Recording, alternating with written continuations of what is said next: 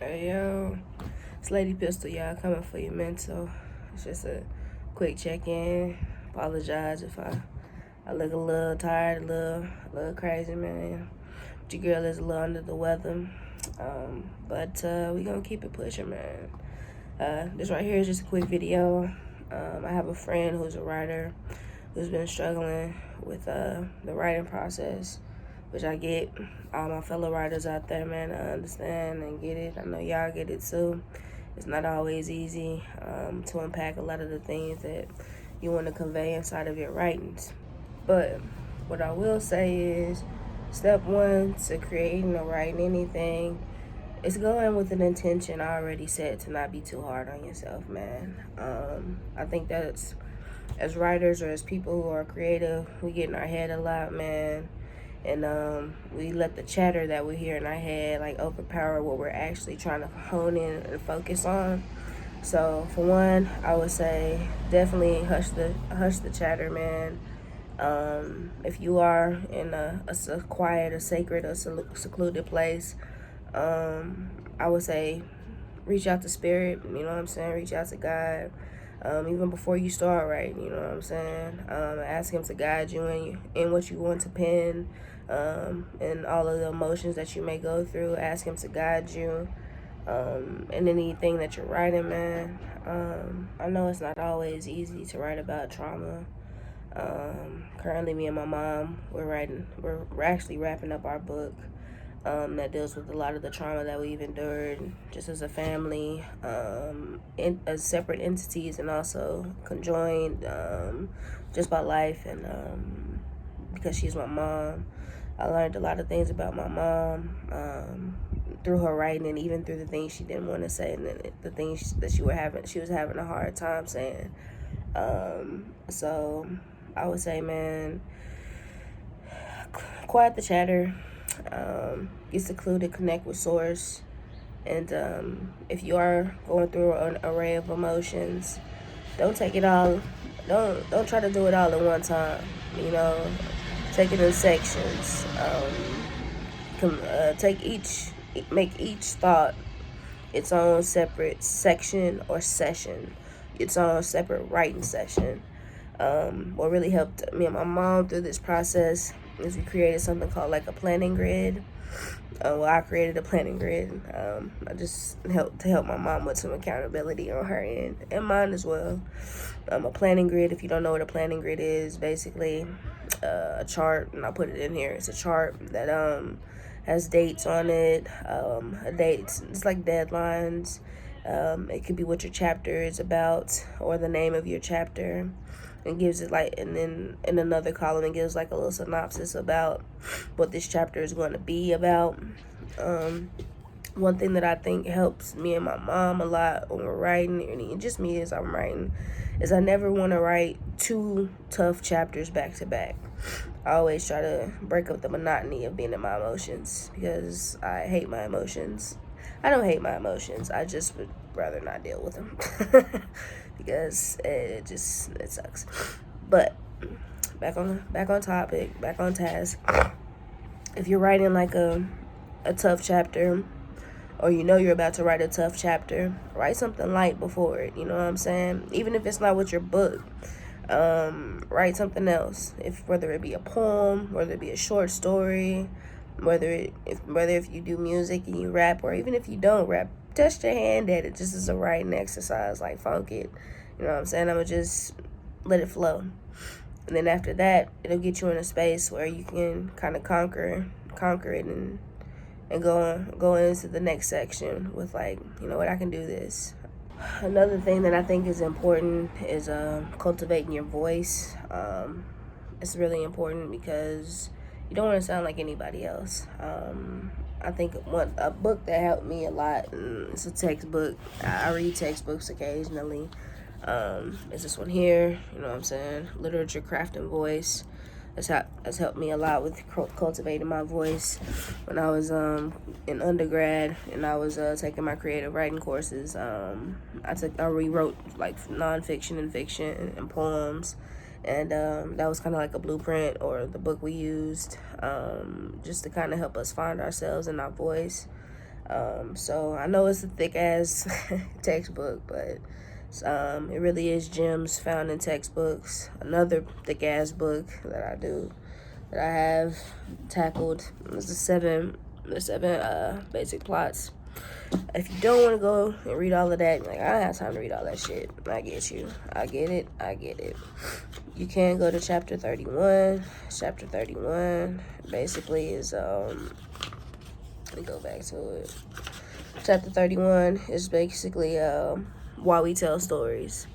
If you don't read any other portion of the book, if you can get a hold of the book, start at part 4, why we even tell our story. It's like, is this what are you trying to get at? Like, why? Is this a self-help book? Is it a purging? For me, that's what me and my mom's book is. It's a purging. I began writing on the book when I was a senior in college, and basically, when I was completing my undergrad, man, I went through hell. It was not a fun time. It was probably one of the most toughest, if not hardest, times of my life thus far. It sucked. It sucked immensely. But when I was able to finally conquer and go back to finish my degree, I began writing the book in my final course, which was a creative writing course. And for me, it was so healing. It allowed me to really express what I was going through, mentally, physically, spiritually, because mind, body, and soul, they are very much so all connected. Mentally, I wasn't taking care of myself. Physically, I was getting better about taking care of myself. But in some sections, like in some portions of that time when I was in school, I was not eating. Spiritually, I was extremely aligned.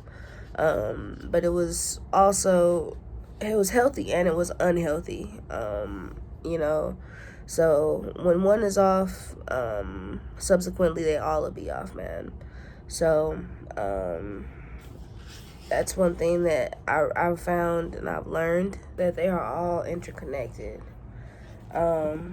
If you're still cultivating your voice, another book that's not a textbook is Jennifer Lewis's memoir.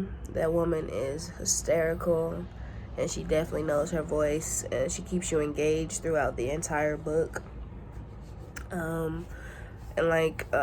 It's a page turner, and I love books like that. I love when I just really can't put a book down. I just have to finish it, I feel like crap, y'all. I'm sorry, I'm like snotty. But that's another one. But man, biggest thing, really what I'm getting at, man, is don't be so hard on yourself. I know we can write stuff and then we'll go back and we'll try to edit it at one time. Leave it alone. Write it. Allow your fingers to flow. Allow your fingers to do what they need to do. And then don't even look at it. Don't even look at it. Leave it alone for a day or two. And then come back to it. And even in that section, when you do come back to it, don't come at it negative. Don't go at it negative. Go to it and be like, you know what? I can expound on this thought. This is where I was. This is where my mental space was.